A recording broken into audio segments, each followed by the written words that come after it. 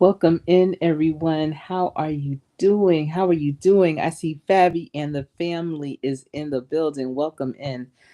Listen, it's just one of those chill Tuesday nights, and just thinking about all that the day has unfolded and all that is yet to come. And I had a lot of questions going on in my head this evening.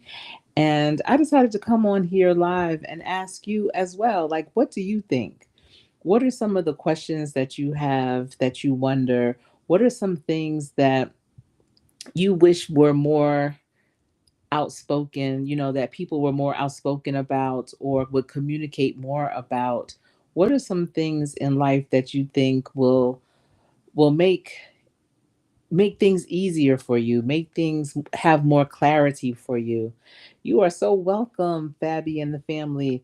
And I was talking about the baby shower last night that you were talking about, and how everyone had to ship the gifts directly to the mother, the one that's expecting. And I really thought that was a great idea. Did you already go to that shower, or is it coming up? I really enjoyed your live. I believe it was on Sunday. And for those of you that are tuning in, maybe watching the replay, check out Fabi and the family. It's a really great channel, great content. And, it's family. It's all about family. It's good vibes. And I know out here, we're always looking for content creators that are able to share some wisdom, some knowledge, expose you to things that you may not have privy to, that you may not have in your area, have experiences vicariously through them. And I just connected with Fabi and the family, and I'm really glad that I did. And y'all, she had a plate of food on Sunday. I was like, yo, I want some of that. And she was just having chit chat, just talking real talk. Different things come up, being a parent, being a wife, being a woman, oftentimes. So yeah, okay, so you didn't go. Yeah, I know it's hard when events are on Sundays.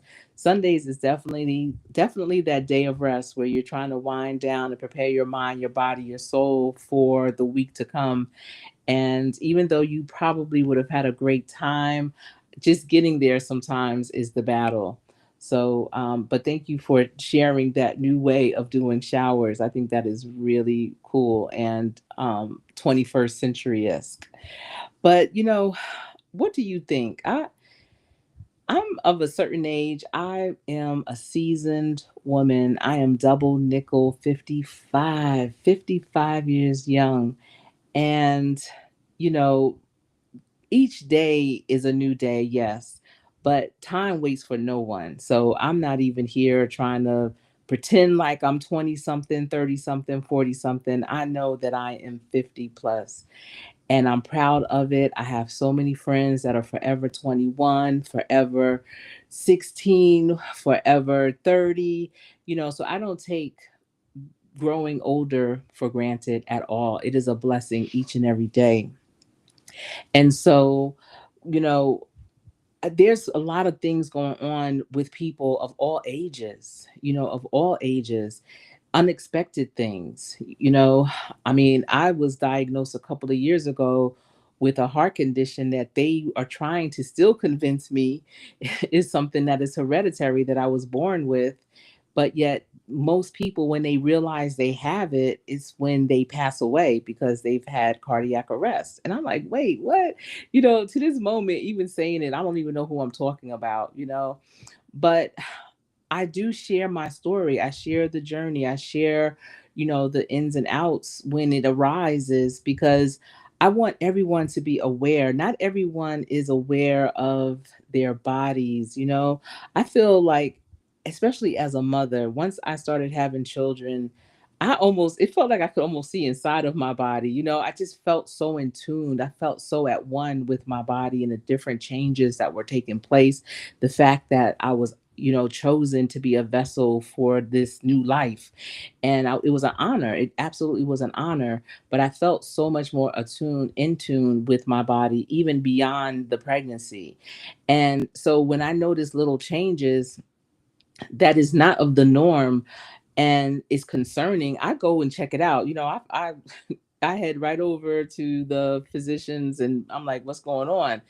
And so I'm glad that I did that when I noticed a slight change in my body.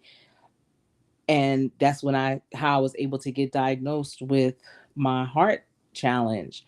And there's people out here, y'all, that are just just not being here anymore. They're here today, gone tomorrow, here this moment, going the next, literally. And I just want to know, what do you think? So many people, especially back in the day, used to be so secretive when it came to health issues with the family. Someone would pass away unexpectedly, even though, I mean, none of us are going to get out of this alive. So, how unexpected is it really? But at the same time, you see them, they appear to be healthy and strong and capable. And then the next moment, they just, drop down. And you're like, wait, what just happened? But there are some symptoms sometimes, there are some changes, and no one wants to talk about that. And the older I get, I always wonder, how did it happen? What did they feel? Did they say anything? Did they do anything that was different? What were some of the signs? And so many people are not observant. I listen, I don't know what's going on, but so many people just don't pay attention, and not even to themselves, but to their surroundings, to other people, to the things that are just going on in life. And it's so important. So I really want to know, what do you think? Do you think that it's still okay to keep all of those types of things secretive? How someone may have passed away, maybe an illness that someone has, or a diagnosis, that they just received. A lot of times people keep it to themselves, and they don't understand that maybe someone else in their circle or their circle's circle has gone through or are going through the same thing and could possibly give them some great advice. Or maybe someone is quietly going through the same thing but don't even know it. They don't know what it's called. They're afraid to go to the doctors. They're afraid to hear what it might be. And even though it may seem like a big thing, maybe it can be cured and they'll be fine. But unless they let it prolong, and then maybe it won't be good.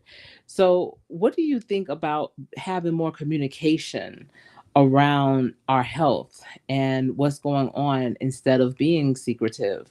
Do you think that we should still be secretive about things going on, or do you think that we should be a little more open and have real conversations about it?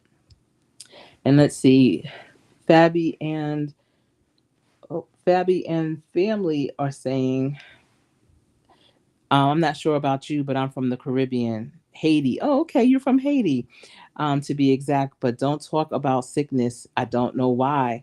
And even though you're from Haiti, even here, in America, especially in the Black family. I can only speak for the Black family because I grew up in a Black family. My family's a Black family, and I know how it goes. And it's almost taboo. People don't want to talk about it. They if you start asking questions, they wonder, what are you doing with all these questions? Are you trying to write a book? What's going on?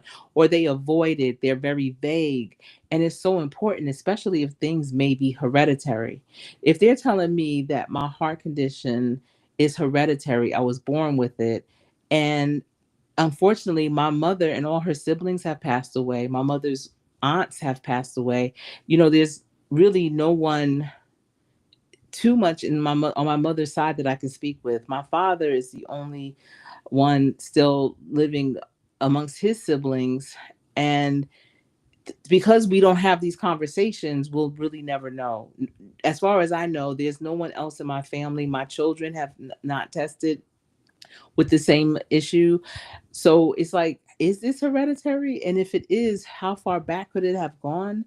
You know, and if other people had symptoms similar, why hasn't anyone talked about it? Who are the keepers of the stories? Who are the keepers of the health records of the families that pass that's part of the legacy. That's the information that's passed on generation to generation. And I'm not saying that we are claiming those things. They always ask you at the doctors, oh, does diabetes run in your family? If you say yes, they're going to diagnose you as pre-diabetic. And that's ridiculous to me. And that's not what I'm talking about. I'm talking about things that, it may not be about your diet or anything like that. Even though diabetes is not always about your diet, sometimes it is that hereditary gene for whatever reason. But there's diets that can reverse it, that can help you prevent from getting it. But then there are those other things that's like, wow, you really have to be mindful. And with all things, you have to be mindful with your health. Absolutely. But to know that, okay, I need to be more mindful of this, or I'm starting to experience these things. And what does this mean? And I say all that because, you know, there's people walking around that literally will not go to the doctors, unfortunately, until it's too late. And if we just have those open conversation, even as women, a while ago, maybe like 3 years ago, it was now. As a woman, my doctor told me I would need a full hysterectomy, and she said that I had a cyst on my ovary.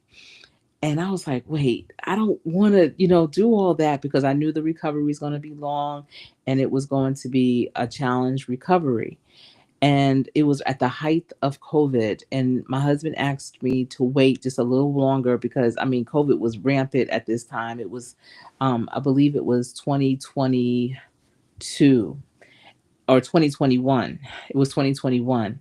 So I did. I waited like 3 months, but I went and I sought out other medical treatments. I got a body scan done by a chiropractor who does Eastern medicine, and also she, practiced, and she did a body scan on me and determined what vitamins my body was deficient in. And that's another thing. A lot of people will recommend to you, friends, family, or whatever, oh, take this vitamin, take that vitamin. I take this and I really love it. It's good for me. It's made me have more energy, or this or that. And not too many Western doctors will full out prescribe regular, vitamins that are not prescriptions to you. And even if they do, they're just random with it. Oh, you're vitamin D deficient. I can write you a prescription, or you could just get v- vitamin D3 pills and take X amount every day. But everyone's body is so different. It's so different, until you need to know exactly what your body needs, how much of that vitamin your body may need, and if you can even take that vitamin. You'll be shocked at how many types of vitamins that people are allergic to. Again, at the height of COVID, I remember my husband getting turmeric and, encouraging all of us to take turmeric. And you all probably heard the same thing, turmeric, vitamin C, zinc, all these things to try to ward off COVID and things of that nature. Well, it turned out, because my youngest went and got a body scan as well for her skin, because she had started to have these breakouts in the end of 2019 and the beginning of 2020, and dermatologists were only prescribing steroids for her.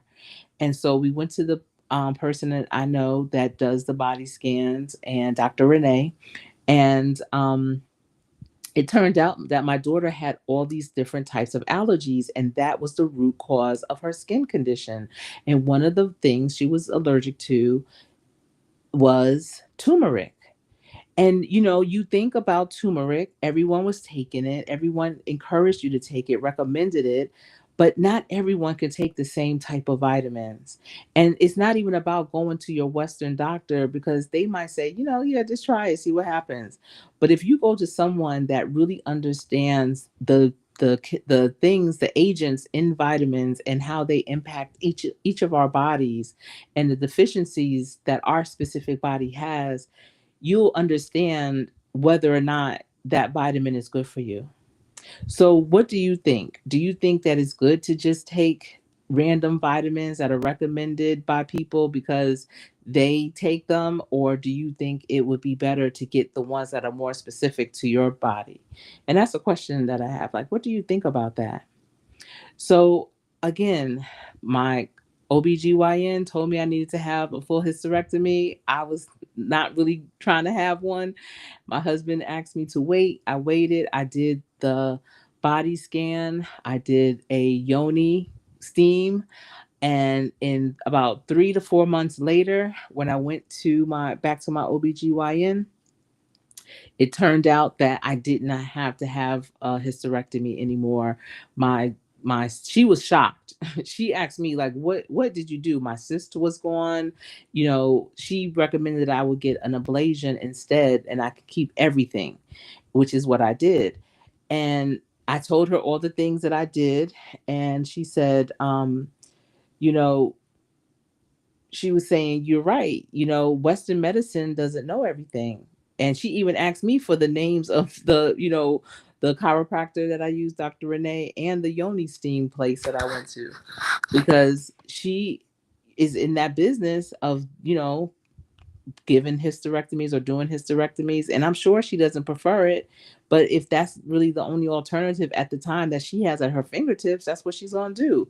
And when I tell women that, I was able to dodge that bullet. And, I'm not saying that maybe one day I might need a hysterectomy. I don't know. But right now, 3 years later, I'm good. But when I tell women, and, everyone again is being very secretive, just like Fabi and the family is saying, in her, where she's from in the Caribbean and Haiti, that, it's almost taboo to talk about different things, especially your health issues. Women, they don't talk.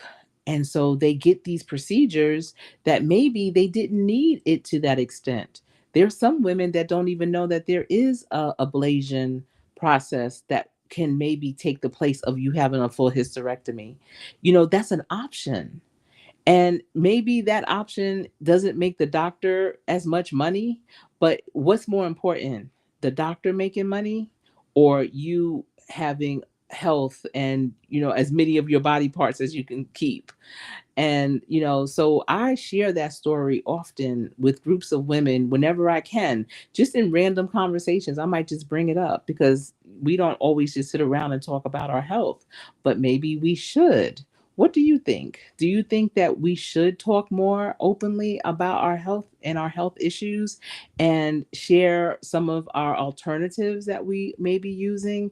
Should we, um, hear more about people's stories so that we can be more aware if we are starting to experience those similar things so that we can be better prepared as well? And what Fabi and the family is saying, health is wealth, and it is. Health is wealth, but you're only as wealthy with your health as you are with the knowledge that you have about it. And unfortunately, people are just out here trying to do the next best thing, but that next best thing may not be the best thing for you. And that's what we have to be very mindful of, is what's really best for us. So even with my mother, she had been diagnosed with ALS, which is Lou Gehrig's disease. And it's so many different symptoms that lead up to the diagnosis of that. And so being part of the ALS association during her care, and when we go to meetings and such, and I would see other people in various stages of ALS, I would always ask, what was the onset? What were some of the things that you experienced before you were diagnosed? And you know with my mother, I mean, it took years before she was diagnosed with ALS. They diagnosed her with so many different things. She even went as far as having knee replacement, because she had been falling so much until they thought, it was her knee. And she probably hurt her knee from falling so much, because the way that she would fall with, with ALS, it was as if she was a toddler. I Sometimes when she would fall, I couldn't even believe it, because you just don't see grown people falling and not being able to catch themselves. And so she probably over time it ended up hurting her knee. So they gave her a knee replacement, and it wasn't until she went back to her orthopedic doctor, the surgeon, and he had started noticing another like difference in her, outside of her knee, um, and that's when he told her he thought she needed to go to a neurologist. And when she went to the neurologist, that's when they were able to diagnose her with the ALS. And I see Be Kind came in. Hi, Be Kind. I always see you on my pre records and such. And it's so good to see you live. Wow. That's so dope. Yes, we have to share more. That's what you think we need to do. We never know who it could help. That is so true. That's what I mean.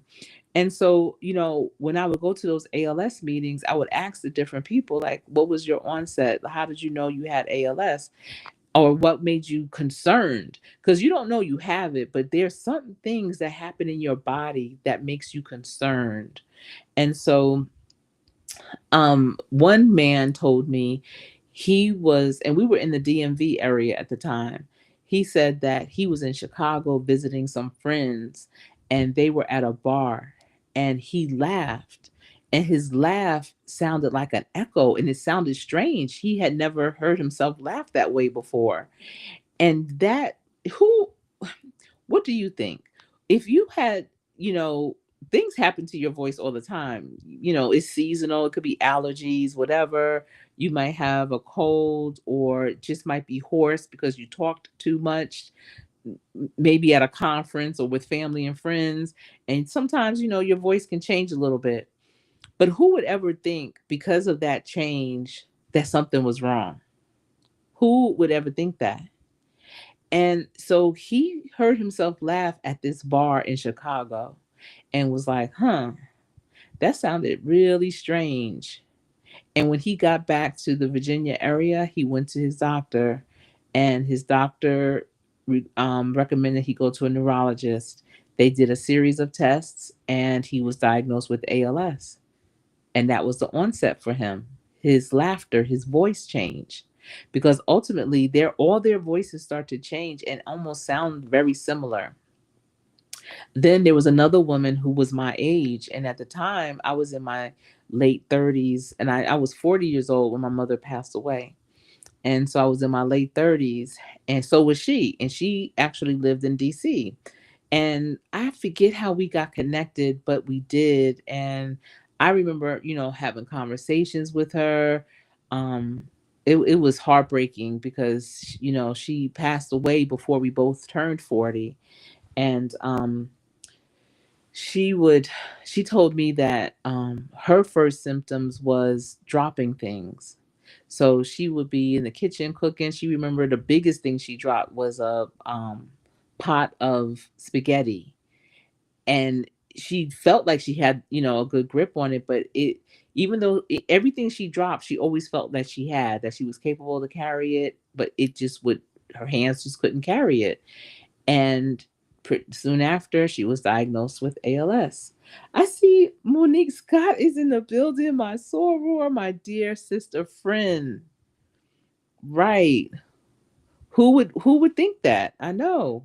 I see everyone is speaking. Thank you, everyone. I would mod everyone in here, but I'm on Restream, and I'm not able to do that from this particular platform. So, she and Monique, I was just talking about Dr. Renee. And so, that's how she was diagnosed. Other men that I had met in that or association, they would say they could not move their arms. They could walk regular, they could run even. They just couldn't move their shoulder from their shoulder down to their wrists. They just couldn't move their arms anymore. And that was the onset for them. They could move their hands, they could move their head, their torso, their legs, but not their arms at all. And then, oh, you were 35? Wow. Yeah. I mean, especially, well, parents, period, I don't feel like you are ever, it doesn't matter how old you are, how many years you may have had them, it's always too soon. It's just always too soon. And so after my mother um, after my mother had passed away, and I was an advocate for ALS and an ambassador for them as well for the DMV chapter of the ALS Association. And I would go and try to find people like in the area that had ALS and see what they needed. Just try to be support, especially for their caregivers, because it's so challenging and impactful on them as well. And so I found out that in our area, there was a young boy, well, I'm not going to call him a boy, but a young man that was diagnosed with ALS as well. And his mother was having a really hard time caring for him. And so, um, wow, your twins were 2 months old. Did your mother ever see your twins? I hope, Fabi. I know she's their angel now, but did she ever get to see them in person? You heard me, Monique. I'm glad you're here. I was thinking about you too. Wow, I was thinking about you this evening. I hope all is well, for sure. And and so I went to the young man's house. I just wanted to, give some support to his mother, and he was in a wheelchair. He was wheelchair bound. She had him up in the family room. He was watching television, and he was 19 years old. This young man was 19 years old, diagnosed with ALS. The only thing he could move was his eyelids. He could only blink. That's it. And so I asked his mother, how did you know that he had, like something was wrong? Like, what did you notice? And she said one day he was just walking across the room and it was like he was dragging his foot. I mean, these are simple things, you know. What do you think you would do if you just saw, your loved one just dragging their foot? I would think, oh, did you hurt your ankle? Or is your foot hurt? And it's not that it hurts, because ALS kills, the muscles and everything, to make things function. So it's not necessarily a pain, you know. It can be painful, and because you do feel changes happening. But I mean, I don't know what his response was to that. I mean, she took him to the doctors, and they started noticing other neurological issues, and then he was diagnosed. And she was like, it seemed like every week it was one thing after the other where he lost usage of, until now, at that moment he could only blink. That's it. And hearing these stories and just different things, it makes me wonder, why don't we have these conversations? Why do people feel like it's so taboo, like Fabi was saying? Why do we feel that we just can't be real? And what, are we afraid that we're going to be shunned? Are we afraid that, I mean, because a lot of times in those situations people do shun you. Not a lot of people came around when my mother being ill. The people that did, I love them dearly. The people that came around, when I see them, which is not often, but when I see them, I always, this is 15 years later, I get so filled with emotion and just immediately start to cry, because I know that they loved her so, and they took time out to really come and be with her.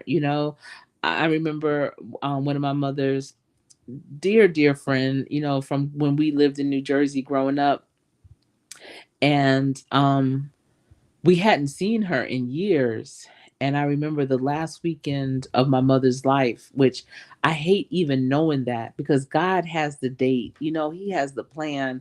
And the fact that we had to make that decision to unplug her, that last weekend. And I remember it was that Friday when the doctor came to me and my father and asked, he basically said, like, there's no brain movement, and she's not going to get better. Like, no, she's not she's not going to get any better at all. I mean, with ALS you don't get better, but she had been in a coma at that point. And he asked us, what would you want to do?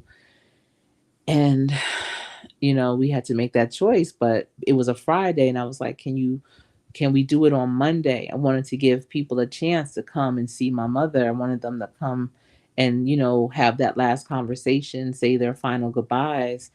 And my mother's dear friend, and her name is Miss Zenobia, which is one of the most beautiful names, and, you know, um, her and her daughter, and I grew up with her daughter, and her daughter and I, living in New Jersey, were part of similar organizations and everything. And actually, my daughter was her flower girl in her wedding as well, one of my daughters. And it was that Saturday, and Miss Zenobia's daughter just had her baby, her first baby, and they came to Virginia. They drove down from New Jersey to see my mother one last time. And that was in 2010. I did not see Miss Zenobia again until 2024. And when I tell you I broke down in tears, just the thought, the remembrance that she came and to say goodbye. She honored my mother that much to come and say goodbye to her in the hospital in Richmond. It just filled me so much when I saw her again. It I mean I sobbed. It oh and so, it's things like that. I think about my line sister Tanika, and it was that same weekend, and one of my dearest first cousins, Donna, she was with me the last few days of my mother's life. She just didn't feel I needed to be alone in the hospital with my mother. My husband and my dad were taking care of my kids. They would come in every day to the hospital. It was a lot going on. And so my cousin and I was not leaving my mother's side at all. I did not care. Like, she was in one of those ICU rooms with no bathroom. I did not care. And so Donna came and stayed in the hospital with me. But that Sunday night, I remember Sunday afternoon, and my line sister Tanika said, I'm coming. I'm coming to the hospital to see your mother today. And I was like, okay. And I remember it was getting late.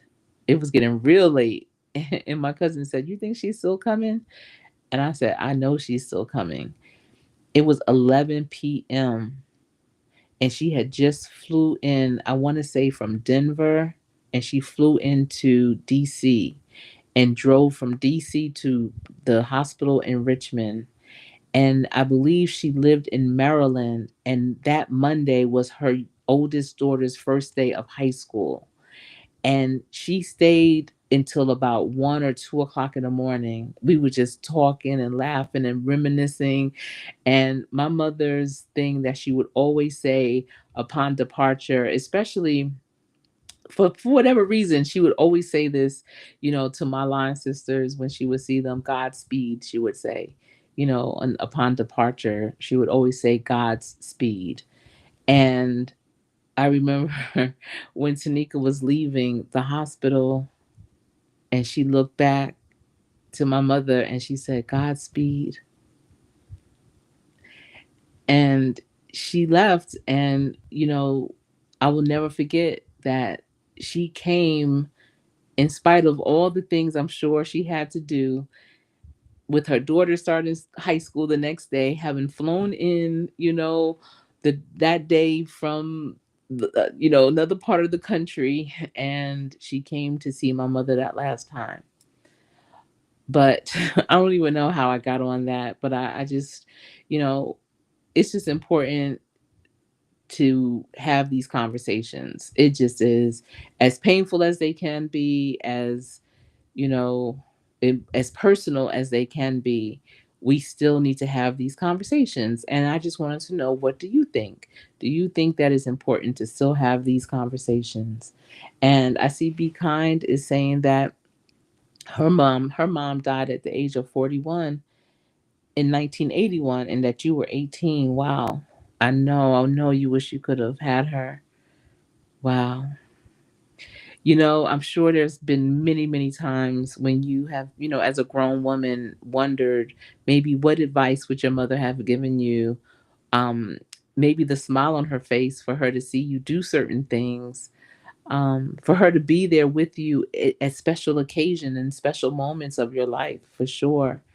I think about my mother, and you know what? It's so crazy. Wow, this is wild. Let me tell y'all. Let me tell you why.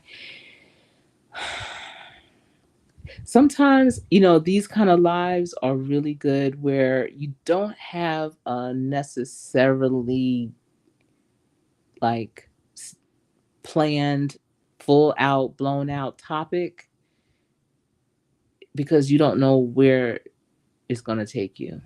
Because let me tell you, tomorrow, mm,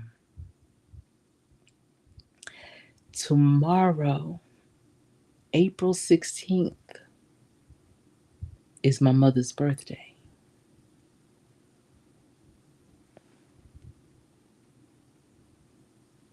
Tomorrow is my mother's birthday.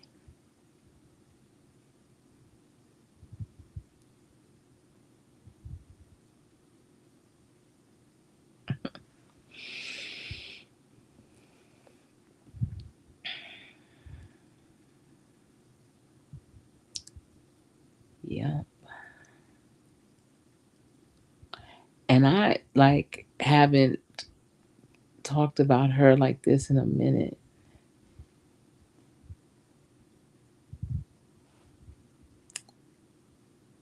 Hmm.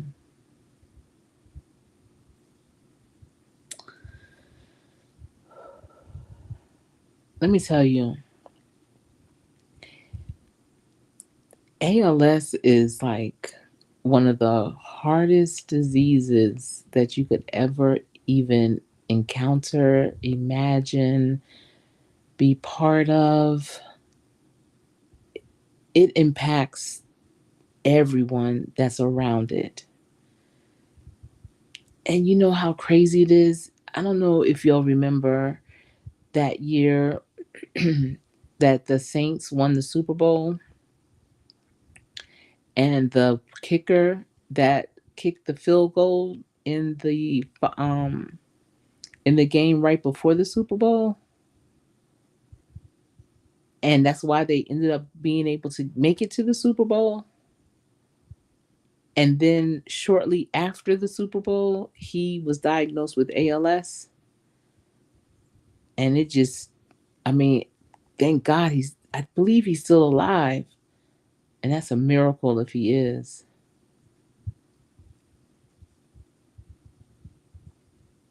But I remember my mother being in the hospital one time. Like, sometimes in the middle of the night, we would have to take her to the hospital because she just would be so restless. And mind you, at home, I was caring for her. She was on a ventilator. I could not pay a nurse enough money to come and help us in our home to care for her on her ventilator. I offered them $100, $200 an hour, and they would not do it. And this is back in 2008, 2009, 2010, and they would not do it. I offered to pay for the respiratory therapist that trained me to train the nursing facilities in their area, the in-home healthcare companies. I was like, I will pay him to train your whole entire staff on how to care for someone on a respirator, on a ventilator in their home, just like he trained me. I'm a businesswoman. I don't know medicine. I don't know medical. And I was able to learn. And they always said no. They would say no. They said no. They wouldn't do it. So whenever she had, I want to call it a crisis, we would have to take her to the hospital. And the nearest hospital was an hour away.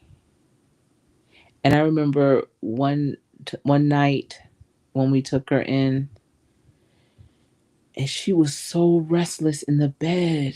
And I was like, Mom, what is wrong? Like, I was trying to calm her down. Like, what do you need anything? What's going on? And she said, I just want to get out of my body and run. I just want to get out of my body.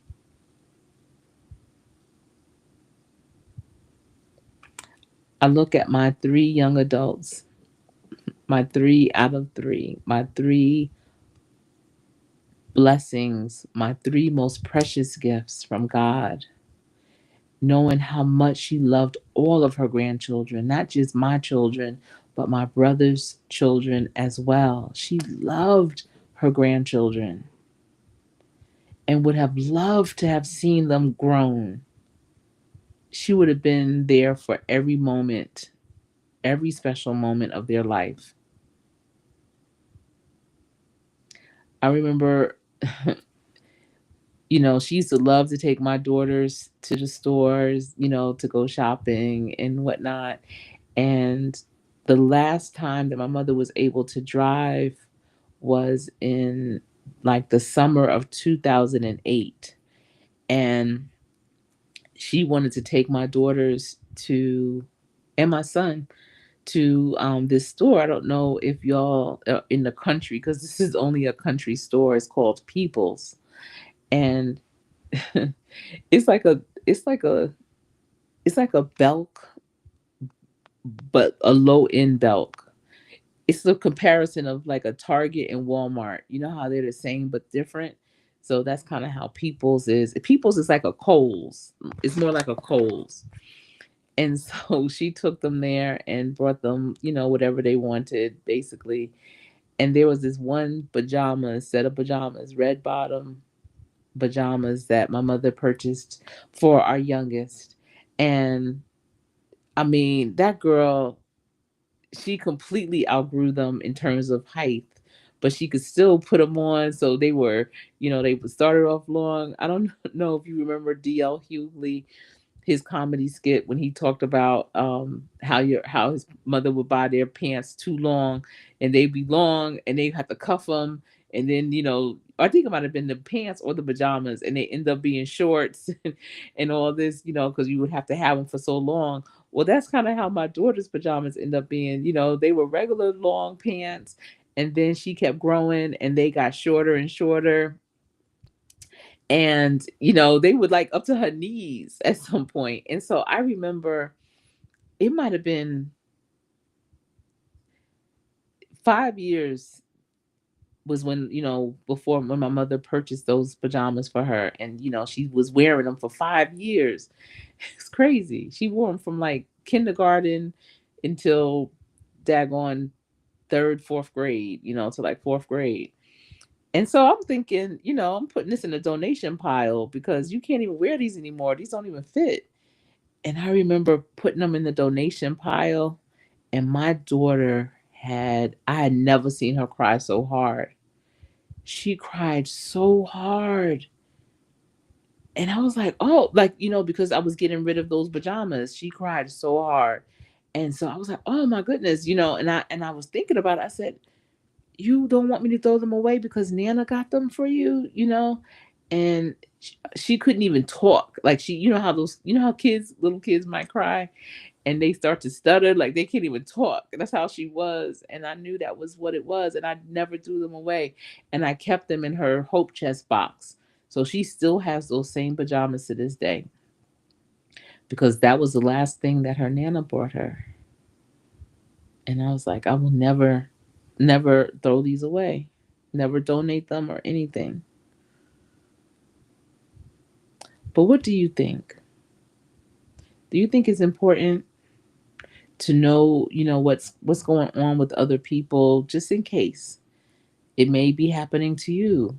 You know, I was just talking to someone and they were in a meeting, and it was a group of them in this meeting, and one of the people in the meeting is actually my age, double nickel, 55 in the building, representing.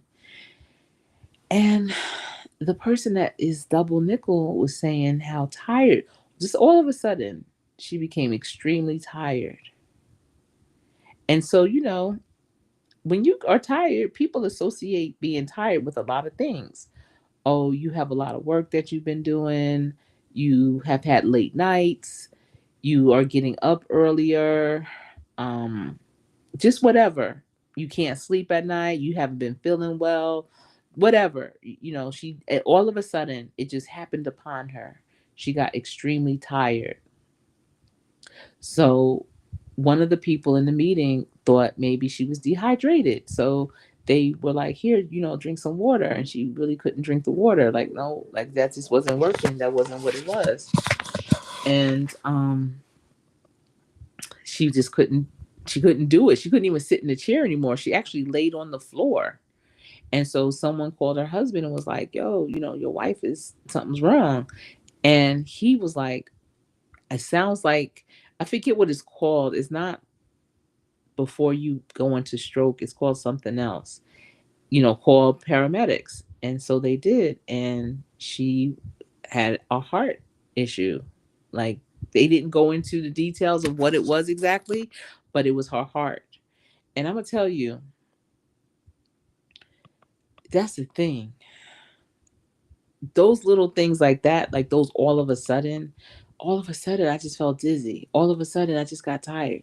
All of a sudden, I just got hot. All of a sudden, I just got cold. All of a sudden, I just couldn't even see. It was foggy. All of a sudden, what do you really think those all of a suddens are? What do you think? Those are warnings for something. I know I had like, and I'm gonna tell you. So let me just keep going. So she went to the hospital and they told her she needed to, stay home for a while, a little bit, um, because they had to figure out what the next course, what next actions were going to be, or whatever. A week later, she went into cardiac arrest. She survived, but now it's escalating into more things. So one day, and I mean, you probably knew about this because I had talked about it before, but one Sunday, I remember one of my daughters was like, "Your lips look kind of purple." I was like, "What? What are you talking about?" And it looked like smoker's lips almost. And I was like, "Huh." And then I thought it was the mirror because sometimes the mirror could play tricks on you. I don't know. And then I was thinking, you know what? Maybe I'm just really tired. Let me go to bed early. So I went to bed, and then but when I woke up, I could really see that my lips were purple. It looked like I had on purple lipstick. Like, what's this? And so I was like, nope, I'm going to the emergency room. Went to the emergency room, and I ended up being in the hospital for like 2 days. And you know what the problem was? And this is why I'm saying, what do you think? I need to tell y'all this because this could be someone else. It's not always, it could be water, it could be dehydration, but it was potassium that I needed. And it may have been water too. I can't remember the second thing. But I mean, they had to run all these tests. Plus, I was just starting on my medication therapy for my heart.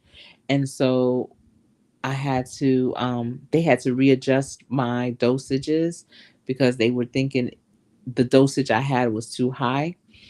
But potassium is really important. Like, try and eat a banana at least once a day. I mean, I would say no more if but eating a banana. I mean, you could take a potassium pill, yes, but eating a banana, especially if you have heart condition or anything like that, is really good for you.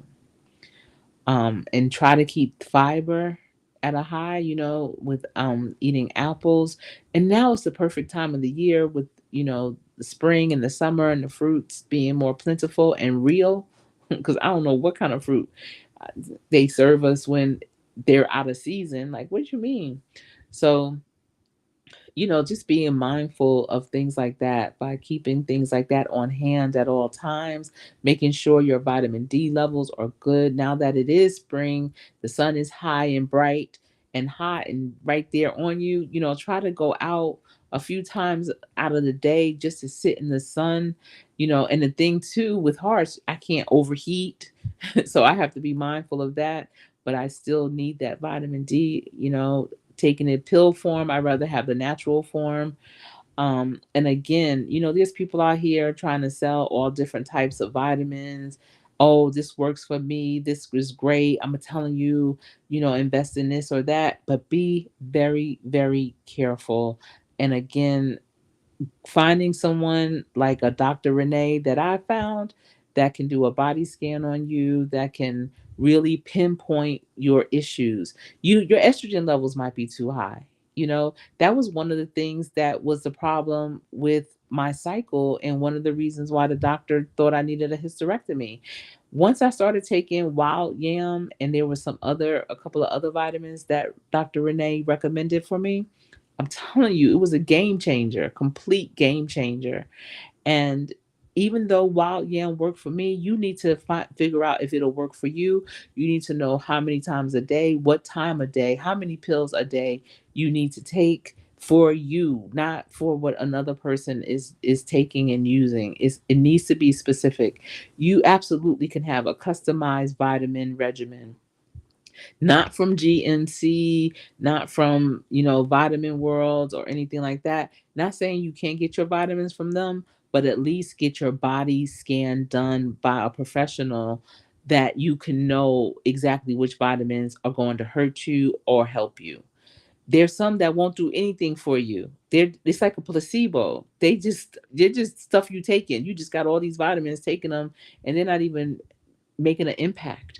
And that's the thing. If you go to someone who really knows what they're doing with a body scan, they will ask you to bring the vitamins that you currently take, not your medication, because that's the doctor prescriptions, but your vitamins. So if you're taking like a vitamin B complex, or um, you know, vitamin D's, potassium pills, iron, all those things, they actually bring those vitamins, even your hair products, and they can test them on you. I can't describe it. It's not for me to describe, it's for you to experience. That's all I know. And it's well worth it. It's a great investment for your life, for how you live. I actually need to definitely go and get one done again. It's definitely not a one and done process, because your body will heal itself. Your body will heal itself, and it'll recorrect and redirect. And then you might have to see, okay, I'm good with that. I may not have to take as many of those vitamins, or I may not have to take those vitamins at all, or I may only have to take them once a day instead of twice a day. Or now I might need to just take this other one to kind of keep me more, more standard, more in the zone that really works for me, that helps me feel good. Everybody's different. Don't be a cookie cutter house. Who wants to be a cookie cutter house where every house on the block is looking alike? You don't look like anybody on your block. So why are you trying to treat yourself like everybody on your block? You are a customized home. You are a designer special. So you deserve the best. So why aren't you giving yourself the best? What do you think you really deserve when it comes to your health? What do you think you need to know when it comes to your health? And a lot of times we just don't know what we don't know. And that's another reason why having conversations and being real with it is so important, because you'll find out things that you just did not know. I might have told you things tonight that you had no clue about. And I hope I did, because I want it to be, mind opening. I want you to have aha moments. I want you to walk away with more food for thought, you know, things that you can start having these real conversations with your friends, with your family, especially your groups of friends. When you're out, what are you talking about? Don't be so nonsensical. Talk about some real things that's going to help you all have the life that we live. It's going to speak for us. So as long as you have life, live. That was a model that my mother and I had, especially as she progressed. It was like, you know what, mom, as long as you have life, live. And that live means that sometimes you have to adjust. Sometimes you have to pivot. Sometimes you have to pause. Whatever the case may be, live your life. But it's your life. You can't live it for anyone, like anyone, because of anyone. You can live it with someone, but you have to live your life that's best for you.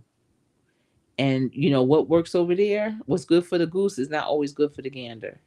Remember that saying? That's old school right there.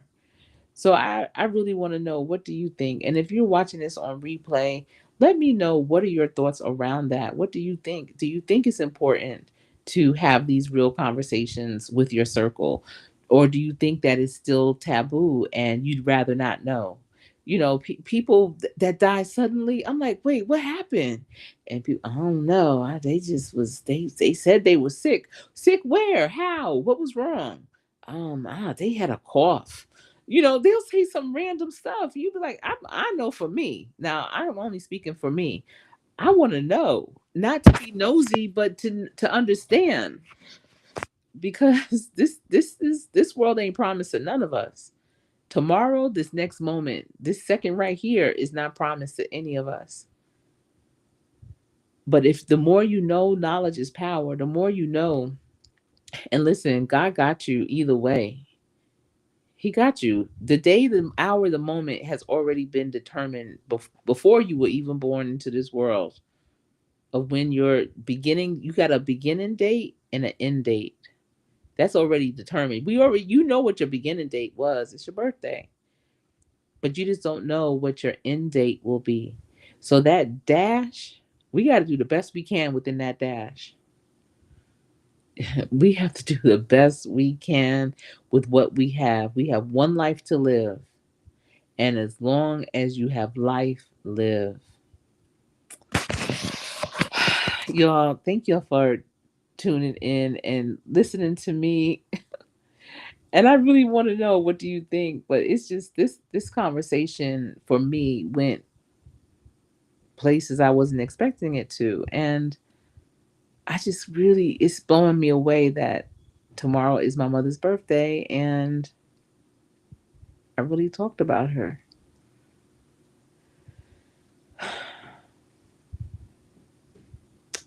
Yeah. All we can do is all we can do. And be the best version of ourselves from the inside out, from the top to the bottom, and all around. That's the best that we can do,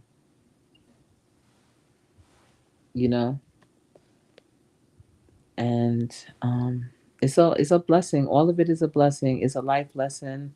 We have to train up the next generation to be more communicative, not to be afraid. And from what I see, at least from my three young adults, they are very open. And I really appreciate them for that. And we have to learn to be like that. And determine who in your family is the keeper of the stories, the keeper of the health. The person with the knowledge of everyone and everything that has happened today and yesterday in your family history. What's the legacy? What's the ancestors talking about? How do they live? How are they doing? What's going on? Understanding all of that. Not saying that history has to repeat itself when it comes to our health. It doesn't. But at least if we know what we are up against, we have a fighting chance to do better, and not to, spiral down into it from our own doing, from our habits in life that we develop because we just didn't know. They say when we know better, we do better and will be better. All right, I will see you all later. Listen, remember, every day, when I say this every day, I mean it from the bottom of my heart when I say everyday practice. Practice every day. And you know what? Real people watch practice too. So in your practice, do your best. Do your best at all costs, at all times. So when you get into play, you will always play to win. It's been my pleasure talking with you. And please tell me in the comments, in this live or in the replay, in the comment section, what do you think? I am Coach Sherri.